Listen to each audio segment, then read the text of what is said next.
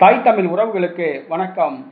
அதிமுக கூட்டணியில் 51 தொகுதிகள் வழங்கப்பட்டது என்ற தலைப்பில் இந்த காணொளியை காண்கிறோம்.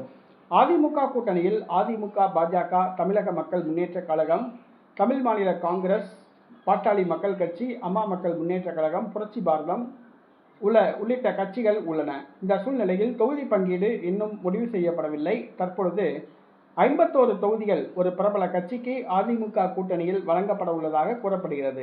ஆம், தமிழக வெற்றி கழகத்துக்கு 51 தொகுதிகள் வழங்க முடிவு செய்துள்ளதாக கூறப்பட்டது.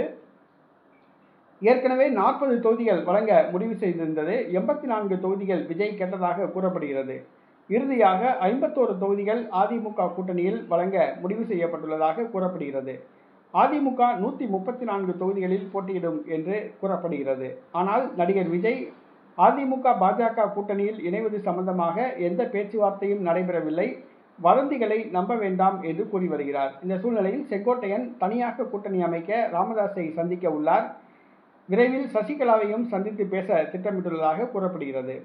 அதிமுக, பாஜக கூட்டணியில் தமிழக வெற்றி கழகம் இணையுமா என்பது தெரியவில்லை. அதே நேரத்தில் தனியாக ஒரு கூட்டணி அமைக்க முயற்சி மேற்கொள்ளப்பட்டு வருகிறது. தேர்தலுக்கு இன்னும் ஒரு சில நாட்களே உள்ளன. அதற்குள் கூட்டணி இறுதி செய்யப்படும். தமிழக வெற்றி கழகம் அதிமுக, பாஜக கூட்டணிக்கு செல்கிறதா, தனித்து போட்டியிடுகிறதா என்பது தெரியவில்லை. தற்போதுள்ள தகவல் படி அதிமுக, பாஜக கூட்டணியில் 51 இடம் வழங்க முடிவு செய்யப்பட்டுள்ளதாக கூறப்படுகிறது.